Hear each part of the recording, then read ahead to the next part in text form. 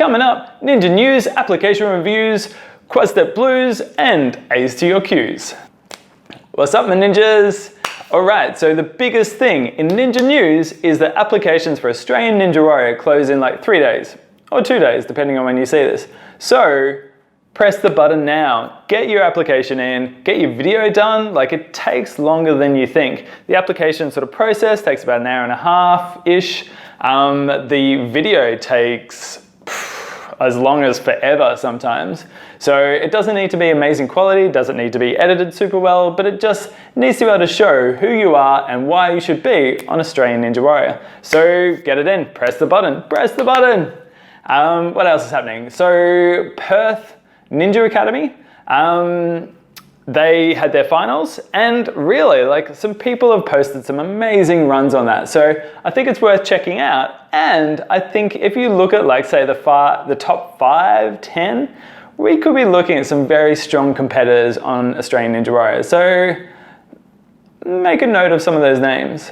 In other ninja news, I'm not sure if you guys have been watching American Ninja Warrior, but it is phenomenal. And the person to look out for, Jessie Graff, she's a female stuntwoman. She's worked on like Supergirl and stuff, and she is killing it. I don't want to spoil anything, but you've got to watch this girl run. It's very inspiring, and just get on it. It's amazing.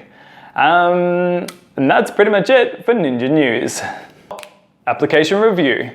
This is where we go through someone's application that they've posted to YouTube or something, and we'll go through one each week. So today, I want to go through Dave Ravi. Now, Dave is the person who created the Perth Ninja Academy.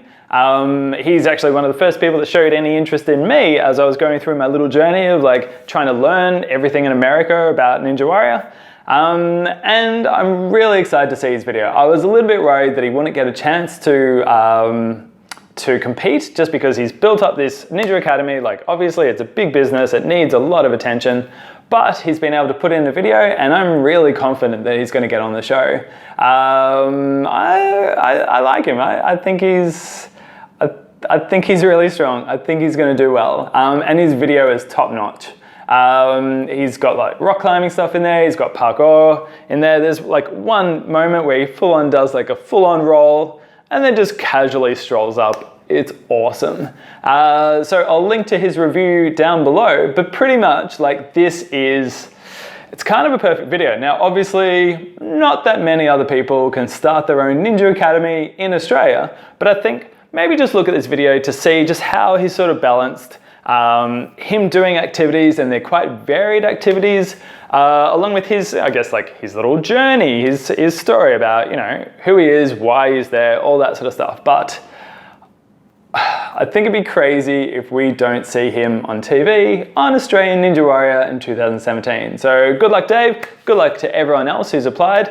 All right, for our obstacle tutorial for this week, we're going to talk about the quad steps. Now, for those that don't know, the quad steps are 4 or 5 steps that are slanted over water, and that's the obstacle. It always seems like the easiest obstacle, but it's actually surprisingly tricky. So the thing that makes it tricky is the water, obviously. So the water kind of, it messes with your perception because it's there, like things look weirder with the water, it's kind of swaying, like it kind of messes with your peripheral vision. And the more obvious way is that when people fall in, they splash the steps, and then the schleps are slippery, which kind of messes up your balance. So there are 3 approaches to the quad steps. Approach number 1. The first approach is the single step, probably the more obvious one, where you see like the good parkour guys just fly through it, they keep their body straight, and their legs are doing all the work. They're just like one step on one step. And yeah, like that is by far the quickest way, but it's also the most risky. So the problem is that if it is a little bit wet, if you slip, there's nowhere really for you to go. And actually that leap is surprisingly hard. Like it takes a lot of force to get your body all the way over to the next step, and then to the next one, and then to the next one. Like it's actually kind of surprisingly exhausting. So that is approach number 1. Approach number 2. All right, the second approach is called the cat grab. And it's where you leap from step to step and you land with both feet and you catch with both hands the top of the step. This is by far the safest, and yeah, like it's not super sexy, it's not visually spectacular, but you land it, and it means that you can kick off with your strongest foot each time. It's really it's underrated. It's a good way to attempt the obstacle. All right, number 3. All right, so the third approach is called a triple step. Now this is where you kick off with your right, then you land with your left, you land with your right, you take a step with your left and push off, and then you land with your right, put your left, land with your left as well, and then take a step with your right and kick off. Now the beauty of this approach, and it's probably the one that I think I'd probably attempt, is that you're never crossing your body, and it is fairly safe. If you did happen to slip, because you are landing with your other foot, it gives you that second chance, and it means you can always go into the cat grab because your feet are there if anything goes terribly, terribly wrong. So yeah, so those are the 3 approaches, and that is it for our obstacle tutorial for this week. Hashtag Ask Aussie Ninja didn't really work out for us this week because we actually grabbed our question from YouTube. And David asks, what are the requirements for an Aussie to compete on American Ninja Warrior? Not really his words, but that's what I remember.